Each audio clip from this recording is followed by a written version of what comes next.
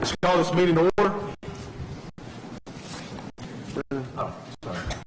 Alderman McCameron here. Alderman Williams here. Alderman Dennis here. Alderman Steverson here. Alderman Floyd here. Alderman Thompson here. Alderman Gill. Alderman Stevenson, would you lead us in prayer? Let us pray. Most gracious Heavenly Father, we thank you for this beautiful day that you've given us, dear Lord. Dear Heavenly Father, we humble ourselves before you today, dear Lord. We just ask that you forgive us before we fail you.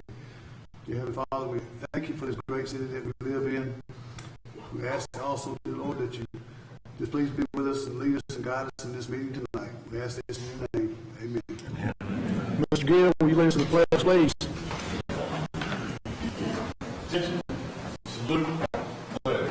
I pledge allegiance to the flag of the United States of America and to the republic for which it stands, one nation, under God, indivisible, with liberty and justice for all.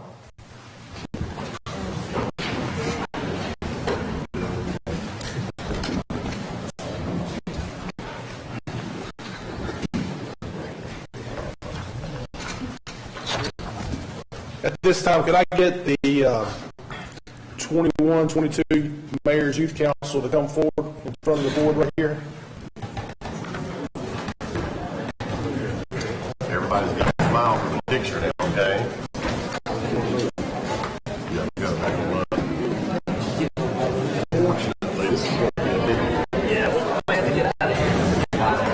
Hey, if you would face me, once you get up here, please face me.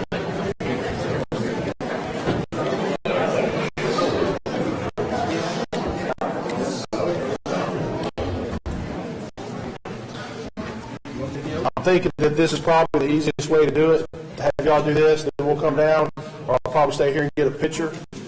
Just know that after we do the swearing in ceremony that there's going to be a lot of people that want to take pictures, so we'll wait for parents to be able to do that, and then you guys will be free to go. It's a little crowded here tonight, so we want to get you in and out, okay? All right. At this time, I would like for each and every one of you to raise your right hand. I do solemnly swear that I will faithfully pledge to support the Constitution of the United States, the state of Mississippi, and the Pearl Mayor's Youth Council, and obey the laws thereof. That I am not disqualified from holding membership on the Youth Council of the City of Pearl. That I will faithfully discharge the duties thereof. So help me God. Congratulations to the 2021-2022 Mayor's Youth Council.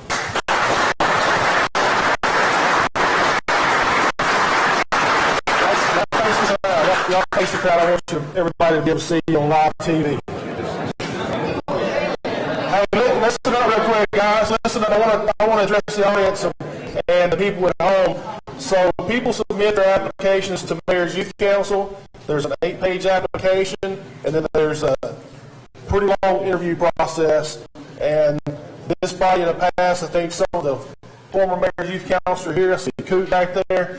We do a lot of projects, and they're able to help a lot of the community and really all the hands and feet of the city. And so they make a tremendous impact throughout the area. I believe Mr. Chisholm's worked alongside the Mayor's Youth Council in the past, and they've done great things to help some of our elderly people. So we're looking forward to really having a great year.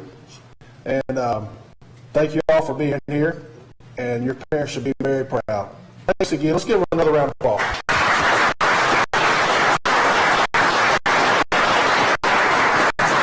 For the sake of pictures, I think I probably should stay where I'm at because we're pretty crowded in here. So if anybody wants to get pictures for individual, get the group pictures first, and then we'll get the individual pictures afterwards, okay? Make sure everybody can see. Ms. Gales, make a picture. Make sure that you can see her.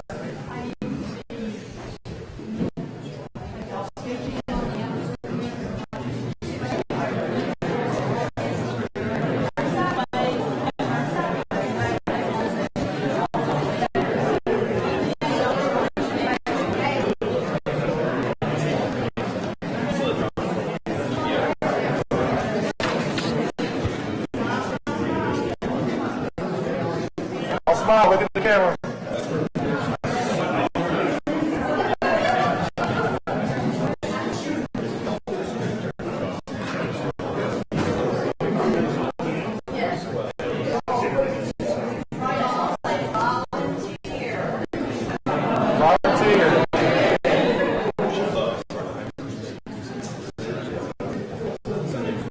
Good job.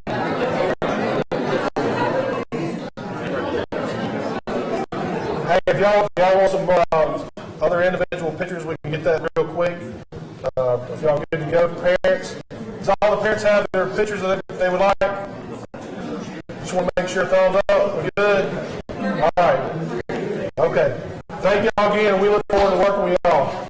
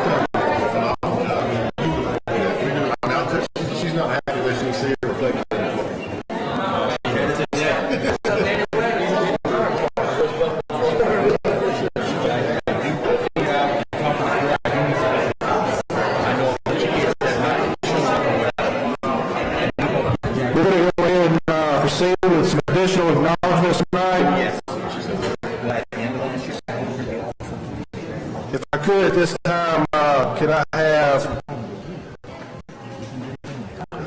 Mr. Matt Rowland, would you come forward up here, sir? Can I have Miss Nicole Allen? Emma Alley? Chris Quick? Asher Rowe? Cooper Giles? And Noah Martin. Of course, we all know that Matt Rowe was the band director, but we want to make an acknowledgement tonight for these students that really showed remarkable talent during their tenure at the in the Pearl Fire Band. But the following students and staff participated in Mississippi Lion's All-State Band in July. And as I've called their names up here, we want to recognize them.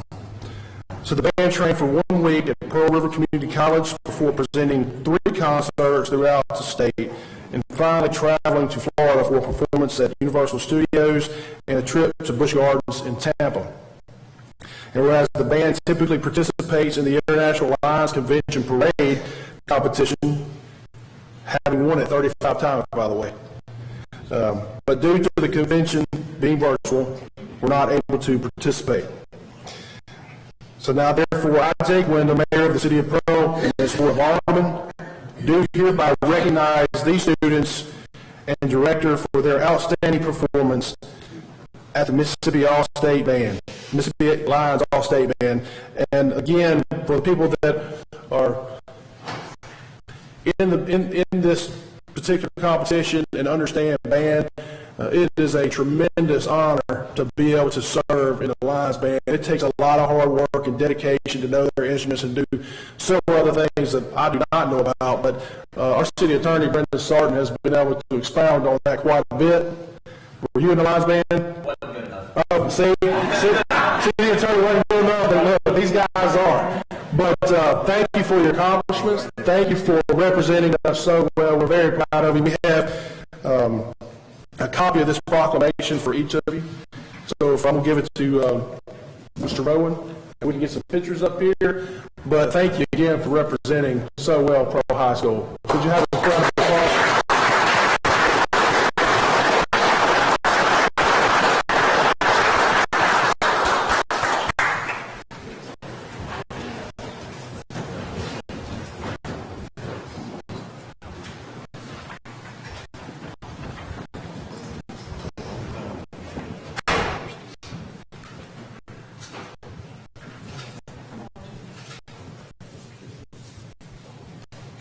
Congratulations.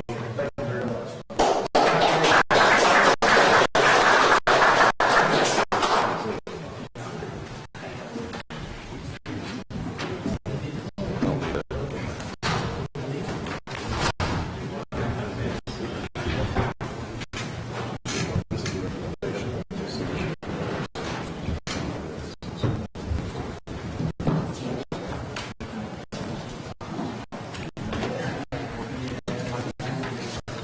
Put you on the spot right there.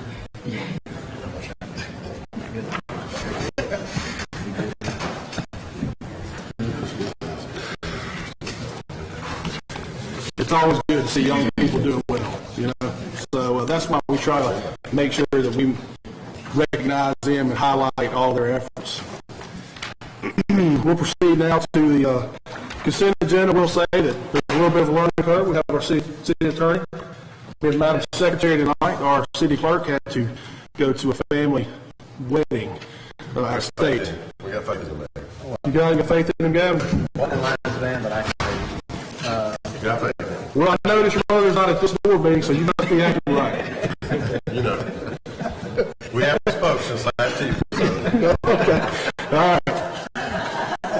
ready? Yeah. All items under this heading will be considered to be approved with one motion and one vote. If further discussion is desired on any item, it will be automatically removed from the consent agenda and will be considered as a general business item. All right, is there a motion to approve? So moved. Second. Second, discussion. All right, all in favor, say aye. Aye. Any opposed? The ayes have it. Just for the sake of time, I'm going to have our private auditor, Angela Hartzall, come up at this time and present our 2020 audit. We've already received booklets, and we're going to move the general business item, then we'll come back to the public hearings. Just so you don't have to sit in here all night, Angela. So you're on point. You tell us. Well, thank you. It's going to be a hard act to follow with all the young people and all their awards tonight. That's great. Well, if you tell us a good story about how well our audit is at this time, we'll give you an acknowledgement. I just wanted first to thank everybody. Everybody was so helpful this year in all the departments with getting the information together for us, because I know we interrupt their daily activities to do all of this. And this year, the audit, I'm going to just hit the high points. I know y'all have a big meeting tonight, but I want to talk, if you look at the report, it's now 79 pages long, and I know each year that I come back, it just keeps growing. I want to draw your attention first on page 14 and 15. I think these are probably the best pages to look at to kind of go over what has happened in the city. This schedule has also gone from just a few columns to a lot of columns with all the work that y'all did during the last fiscal year. We now have the general fund, which is always major, the debt service fund, and then we've added this year the police seizure fund, the park improvement fund, and the street paving fund. All of those are major funds because of all the new major activities that y'all had for this year. So I did want to draw your attention to that. Normally that's 3 or 4 columns, and that's really expanded just due to all the work that's gone on this year and the percentage of increase in the revenues as a result of all that. On page 15, probably the biggest thing I want to talk about is in the general fund. The net change in fund balance was a positive $5.2 million. So you've gone from $947,000 in fund balance last year to $6 million at the end of this year, which is just a huge improvement, especially over the last 3 years. It has just really improved. Overall, the net change in fund balance, as well as the change for the business type activities, has been an increase of right at $8 million for the year between all of the funds all the way across the board. So that's been just huge improvements in the finances of the city in this year in particular, as well as the past couple of years. Then I wanted to talk about what I talk about every year is the pension liability, and of course that's larger this year. Pearl had a larger percentage of that, of the whole PERS, based on the amount of employees, and also this year in the business type activities, water and sewer fund, the salaries were higher there, so it increases the percentage in water and sewer, and then in governmental activities it went down in comparison just because of the allocation of the salaries. So that explains why this year it's so much more in the water and sewer. It's just the fact that salaries were greater there with the retention ponds and everything coming on board this year. So that's something else I wanted to go over. And then I want to go back to what I like to call your attention to on page 43 is one of the most important pages to me in the finances. And this is just a total summary schedule of all the debt, both governmental activities and business type activities. And so it shows all the new debt that was brought on plus all that has been paid off. And that's just a real good schedule there if for planning purposes, and if you need to look at that to see, like you brought on $17 million in debt this year, but also of that you had paid off the COPS, the certificates of participation, that were $5.2 million for the year. So that's kind of a balance there too. And then I want to go on back to page 66, which is an extremely important page. This is the schedule of expenditures of federal awards. Y'all had $1.2 million in federal funds that you spent this year. So, and some of that, which was the major fund for the year, was the coronavirus relief fund, which was new. It's $587,000, which was for public safety salaries during the coronavirus event. And then also we have added several new, because of all the major funds, now all of those funds we have to present your budget. So all those pages are in there for you to look at, and everything budget was actual, so there are no variances there, but that did add several pages of detail to the report too. And then I want to go back to the very page 77. And what this is your opinions. It's just the best place to summarize these on the schedule of findings and question cost. The governmental and business type activities is no different from the prior year. They're qualified just because of the retiree insurance, the OPEB liability that for the actuary that is not higher due to a cost benefit on that. And then all of the funds have an unmodified opinion, which is the best that you can receive on all the funds. And of course, like I said, this time that's a lot longer too, because we have so many funds that we had to opine on individually because of their size. Does anybody have any questions? Well, 78, there was a finding there.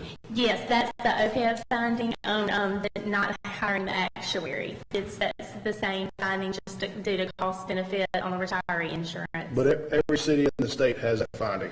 Yeah, the state hires someone like to do it for the libraries and some of the state agencies, but they do not hire the actuary to do that for each city individually, so that finding is there, because just the benefit of hiring them, doesn't, the cost is just so much greater than the benefit of putting that in the financials. And we don't know, we can't say whether it's material or not because it's not done, so that's why we have to qualify the opinion on that. But that's very common, just like I said, because there's not one agency that's compiling that for everyone, like they do for PERS. Well, only one fine, that's pretty good. Yeah, lots of improvements. And I will say we always have lots of suggestions for improvements within the city, always takes our suggestions, meets with us, and, makes any changes that we see that need to be done. And I really appreciate that from the standpoint of internal control. Can you explain a little bit, when we talk about fund balance, that's not actually cash, but it was $947,000 last year, now $6.2 million this year. Can you explain a little bit about what the fund balance is? Provide a definition. Okay, that is basically your assets minus your liabilities. Would be the simplest definition of that. So that's everything that you have that you owe people is taken out of all your assets, and that's the remaining balance. You have to have a healthy, especially general fund balance, just to carry on year after year. Because that's your main fund for most operating costs, and you want to have a healthy fund balance. And it's, when we first started doing the audit, it was much lower, and it has just increased exponentially due to the cutting costs and increased revenues. And that grows every year or decreases. If you have a loss, if your expenditures exceed your revenues, then that can go down. Okay. Gentlemen, y'all have any questions for Ms. Hartzell? I probably do want to add one thing, because we talked about the PERS, but if you look at, I just want to draw your attention to this, because this in a lot of cities is not the case, but if you look at the very first 2 pages of the financials, and let me tell you what page that's on. It's going to be on page 8. If you look here at your total net position, which is similar to a fund balance, it's where you have all the accrual entries. You have $22.7 million positive fund balance for governmental activities and a $5 million for business type activities. And that is after all the PERS adjustments and a huge liability of $22.4 million on governmental activities and $5.2 million on business type activities. And a lot of cities you'll see now that puts them into the negative because it's such a great expense on paper. It's just a paper journal entry, but you still remain positive even after booking all of that. So that's a real good, indicator there that you're staying positive even once you book that entry. Which across the board is $27.7 million just for the net pension liability.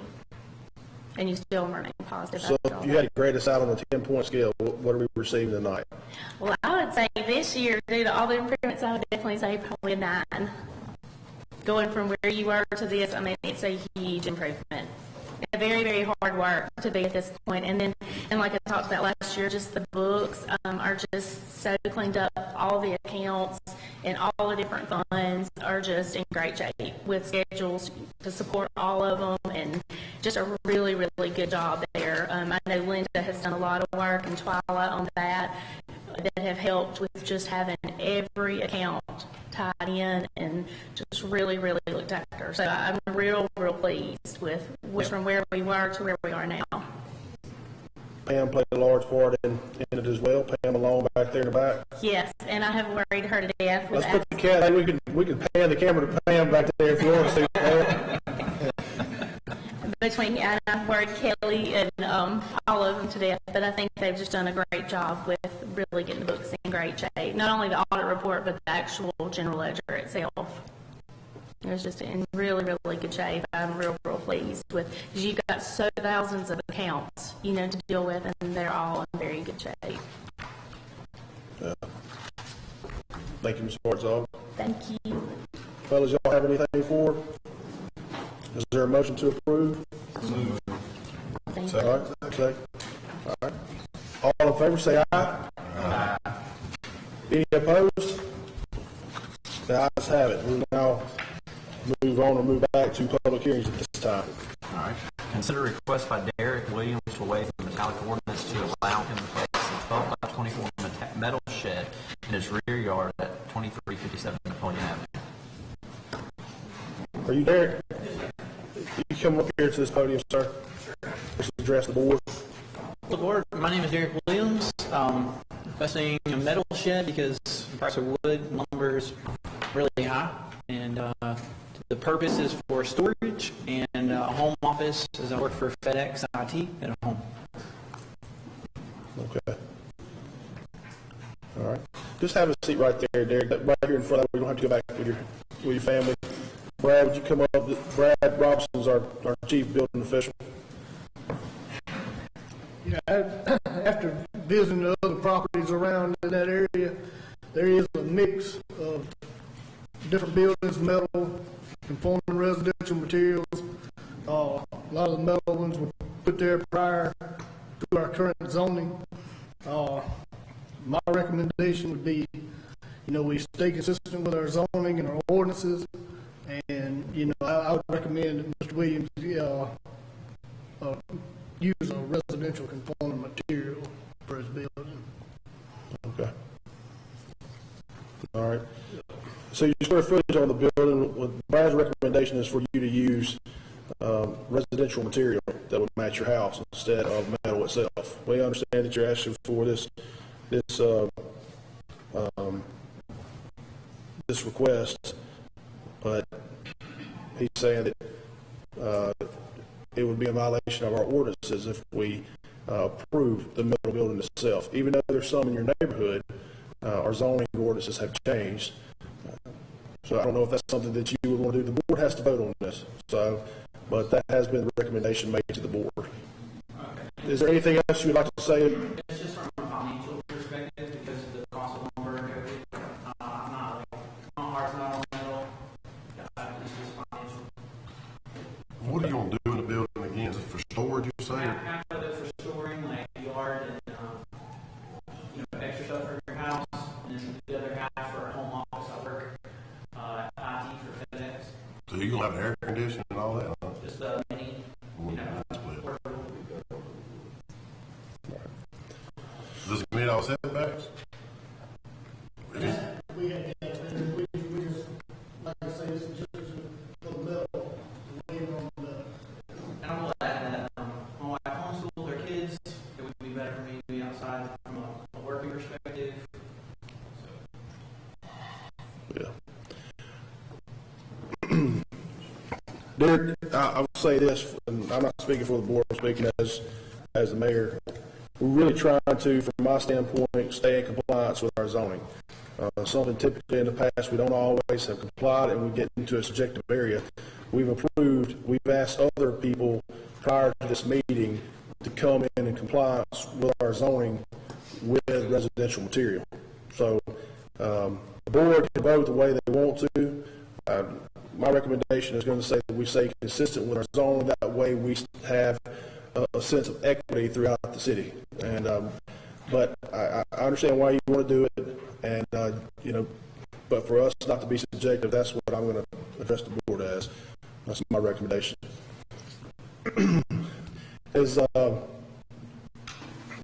Before I call for a vote on this particular issue, is there Has he went through the process of notifying his neighbors or anything like that to see if they had an issue with it or anything in that nature? Well, Brad just told you that we had metal and we had residential material in the neighborhood.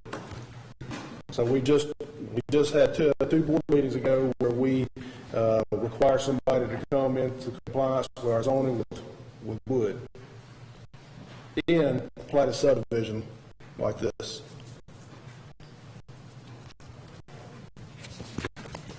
Is there anyone here to speak in opposition of this 12 by 24 metal shed?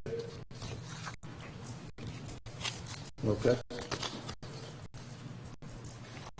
Didn't have anything more to say? Derek, if you have anything more to say, Brad? You good? All right, well, I'd entertain a motion at this time. What's the pleasure of the board? Don, it's your district.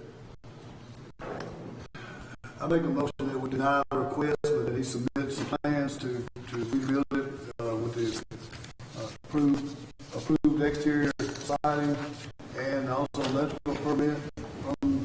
out to the building, as well. All right, is there a second to, Alderman Stevenson's motion?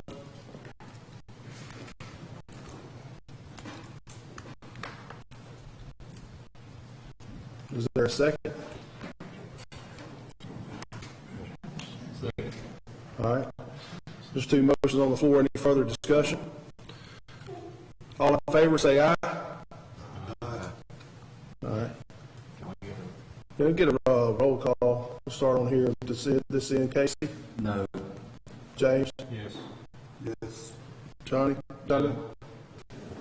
Yes. Yes.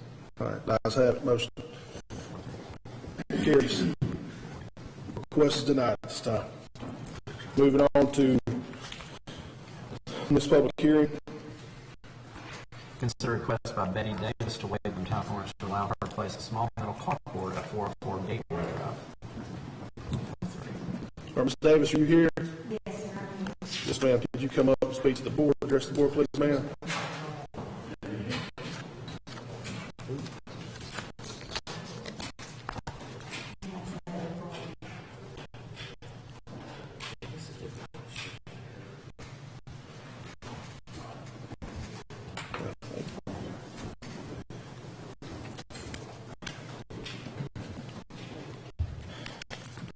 Ma'am, you're wanting to place a metal carport, Yes, sir. a standalone and not attached to your house? No.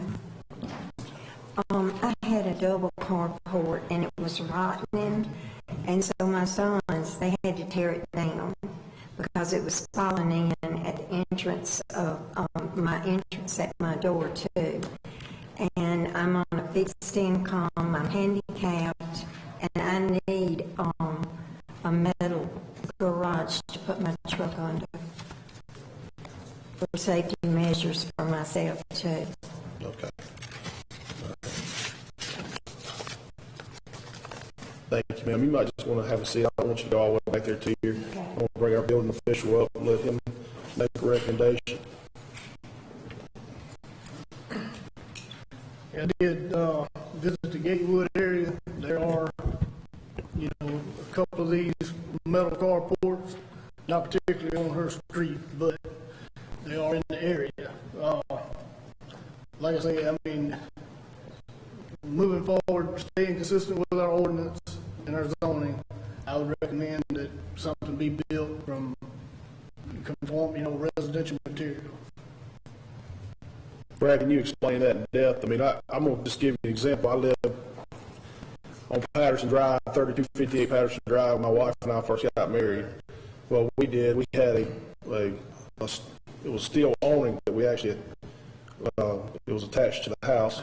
Into the house. And then I put cypress posts in, and it expanded across the driveway. It's a little more expensive than a standalone carport, but it's tied to the house, and it looked like it was part of the house. Yeah. Is that something you would recommend more? That's what I would recommend, something like that. So you wouldn't even have to ask for the conditional use, or you wouldn't have to ask for the variance if you did something like that. I can't afford to have that replaced again. I was out a lot of money when I had it before, and it's only lasted like 30 years. Here's where my concern. My concern on these particular, carports, we call them, is the anchoring of them. In a windstorm, something like that, nothing meets code. You see what I'm saying? That's where my love on. So they're in violation of the IBC building codes? Right. Yeah. Ma'am, is there something else you'd like to say this evening? No, sir. Okay. All right. Is anyone here to speak in opposition to the waiver of this metallic ordinance to allow her to place a small metal carport at 44 Gatewood? All right. Again, this time, what's the pleasure of the board? Is there a motion? Make a motion that we approve the request with the stipulation that the siding color matches the color of their house, and they use expansion anchors to anchor it to the existing slab. All right. Is there a second? Second. Two motions on the floor. All right, all in favor, say aye. Aye. All right, Mr. Roll Call, starting with Mr. Ford down here. Aye. James, Donnie? No. Keith? Aye. All right. Yeah. 1, 2, yeah. This is 3, 4, so this request has been denied at this time. Yes, ma'am.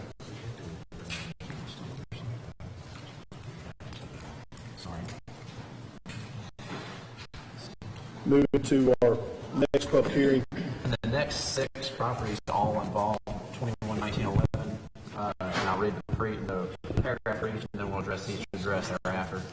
Determine whether or not that certain parcel of real property owned by Kitty Ruth Lowry, care of Melissa Miller, and located at 4144 Bright Street, Pearl, Rankin County, Mississippi, 39208, is in such a condition or state as to be unsightly and unkept or otherwise a menace to the public health and safety of the community, and therefore prohibit pursuant to Chapter 24 of the Code of Ordinances of the City of Pearl, Mississippi, and Section 21-1911 of the Mississippi Code of 1972 as amended. Is there anyone here representing this property at 4144 Bright Street? Anyone here to speak on behalf of 4144 Bright Street? All right, this time,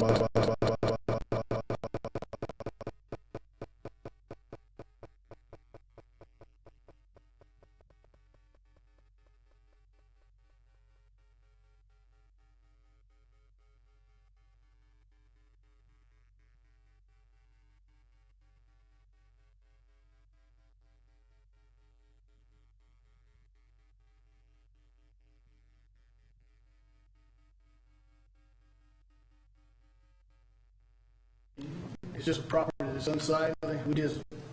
I'd recommend we remove the property, remove the structure from the property. okay.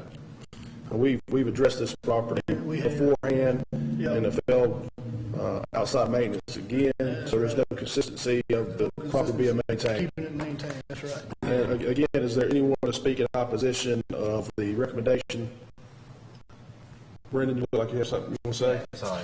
I just want to make sure, because you mentioned the windows, and so the public can't see. I mean, the windows have plastic covering. Plastic. There's no windows. And certain windows in the house. And so it's unsecured, correct? That's right. All right. If there's no one to be in opposition to this, so I entertain a motion at this time. I'll make a motion that we follow Brad Roberts' recommendation to tear the house down. Okay. All right, just a second. Any further discussion? All in favor, say aye. Aye. Any opposed? Motion carries. 21-1911, again, regarding the property owned by Judy D. Libble Estate and located at 111 Moore Street, Pearl, Rankin County, Mississippi, 39208. Yeah, this is a property that's in an estate. It's unsightly, unkept, got a lot of cleanup, grass, vegetation starting to take over the house. It's got just a lot of material, wood, debris in the backyard. We just want to get some cleanup on it. It can be salvaged, what you're saying. Yeah, the house could be salvaged, yeah. I think that would buy some time to figure out if This 21-1911, make sure that explain to everybody in the crowd at home that this allows us to actually enter the property by law. Right, and it also, there's a gamut of things. You can clean it up, as the recommendation is here, or remove structures, cesspools, outbuildings, stuff like that, if they are dilapidated and need to be removed. So it allows that, but it also allows what you're suggesting here, just for us to legally enter and clean it up because it is unsightly and unkept. That's right. Right.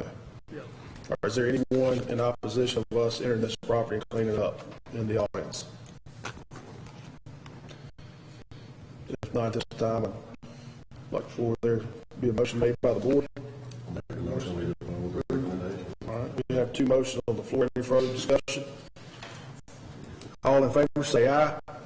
Aye. Any opposed? The ayes have it, motion carries. 21-1911, regarding the property owned by Dorothy Jean Head and located at 3219 Eastland Drive, Pearl, Mississippi, 39208. Yeah, this property kind of the same situation. Ms. Head, I believe you passed away back in November, and like I say, we just want to enter the property just to clean the overgrown vegetation away from the property. So Brad, during that time, we need to make sure that we're trying to make contact. They're probating a will, make sure that we have somebody that's constant or consistent contact where we don't have to re-enter the yard all the time, so we can depend on someone. We hadn't had any. A family member? Okay. Okay. All right. Well, we have one of our other staff members from community development stated that we do have some of the family members that are going over there tomorrow to start cleaning up on the property. I'm sure they're still might be still being adjusted for the level one being passed at this time. So, is there anyone here in opposition of us entering that property and executing the statute of 21-1911? If not, what's the pleasure of the board this time? We uphold the recommendation of the Community Development Director, Mr. Robertson. All right. Alderman McGill's made a motion to uphold the recommendation of the building official, Brad Robertson. Is there a second? Alderman Thompson seconded this. Any further discussion at this time? If not, all in favor say aye. Aye. Any opposed? The ayes have it. 21-1911 regarding the real property owned by Arthur Lee Jenkins Estate located at 302 Old Whitfield Road, Pearl, Lincoln County, Mississippi 39208. Hold on, Brad, before you start. Is anyone here representing 302 Old Whitfield Road? Anyone here representing the property at 302 Old Whitfield Road? All right, Brad, you can proceed, man. Yeah. Yes, it's the same. Like I said, Mr. Jenkins had passed away, and like I said, we hadn't been able to contact anyone. There's a lot of cleanup was left on the property, and as we just want to be able to enter the property to clean it up. Okay. Is there anyone to speak in opposition to us entering the property and cleaning up, executing 21-1911? Is this also going to include Mr. Fortune's property behind it? Because a lot of the material that come from Arthur Lee's business was thrown out in the woods. Yeah, it is. It is. Yeah.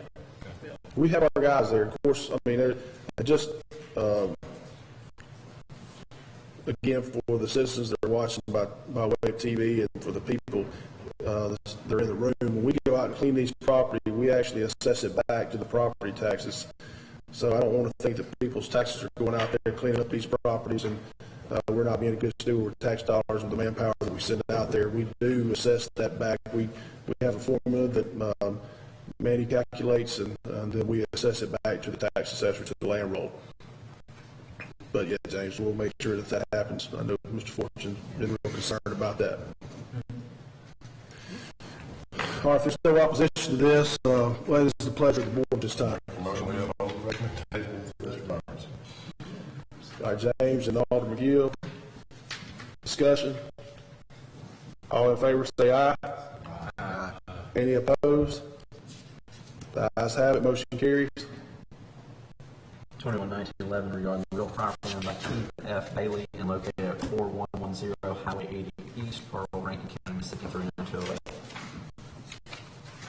Mr. Bailey here, or anybody here representing that property?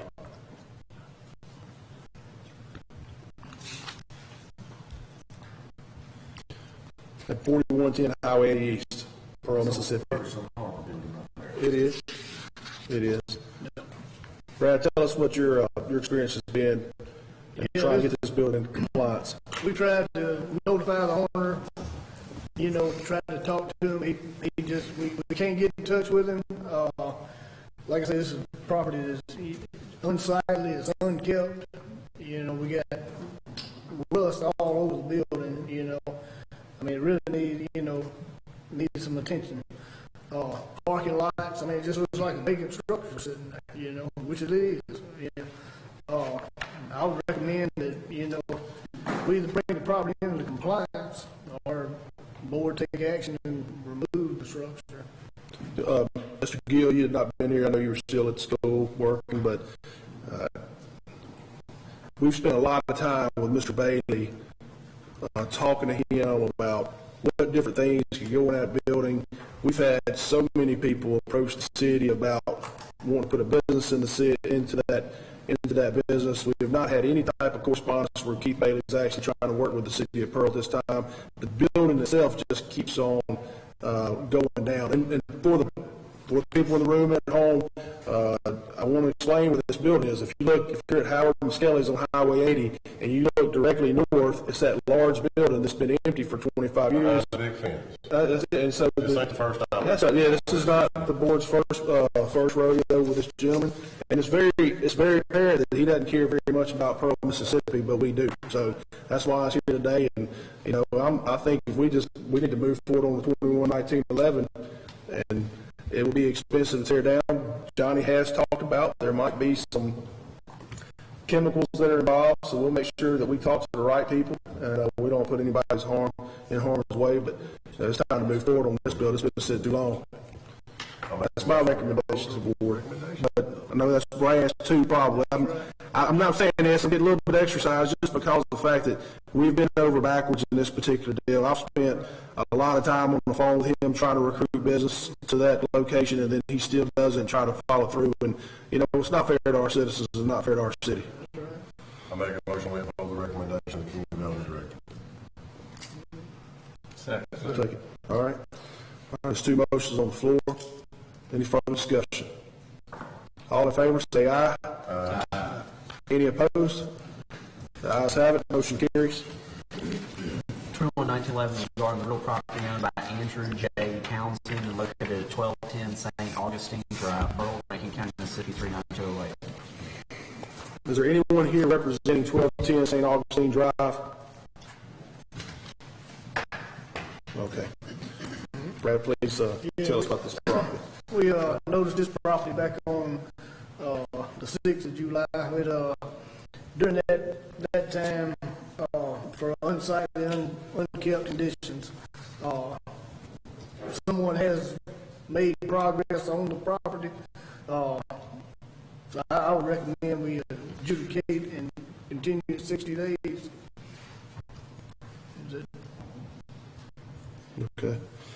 Is your recommendation to adjudicate but allow them to continue to remedy it within the 60 days? 60 days. But there's an adjudication, so if those remedies don't take place within the 6 days, after that, the board's already voted to remove it because it is in pretty bad shape. Right. Correct? I mean, not say pretty bad, it's in deplorable shape. It's unsecured. That's right. It's bad.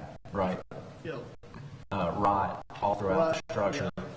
I mean, so there's, but yours recommendation is 60 days. Right, 60 days. But I'll make sure that everybody's consistent. I talked to Alderman Thompson, that's in his district. Someone's actually interested in the house itself. So that person has contacted the city. They're doing their due diligence on the house to see if they can make contact with the person in order to purchase the house. So not only, I don't want the public to think, well, we're just giving them 60 days, but yet you have rotting wood all around the house. So we're not doing that. We have somebody that's interested in purchasing the house and upgrading the house and making sure that it comes into compliance as far as property maintenance. And they have done some repairs since we noticed the property. Yeah. Okay. All right. Is anyone here to speak in opposition to this? If not, what's the pleasure of the board? So moved. Second. All right. Two motions on the floor. Further discussion. Gavin, you want to talk some more about it? No, I'm just telling you. I'm just picking, man. I think you're tired. I think you're tired, man. Recommendation. All right. Anyway, no further discussion. No further discussion. All in favor, say aye. Aye.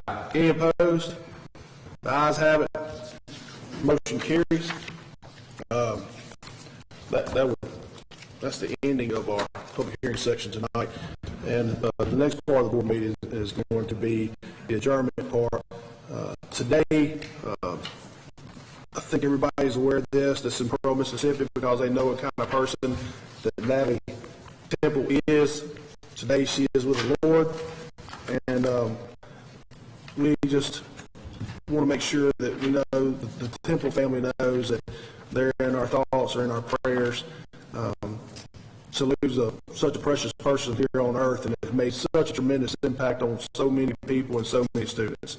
And we just wanted to highlight Natalie tonight and let her family know. We know that she's listening at this time. So at this time, could I have a motion to adjourn in her name? There's two motions on the floor. All in favor say aye. Aye. Any opposed? The ayes have it. This meeting's adjourned. Y'all have a good evening.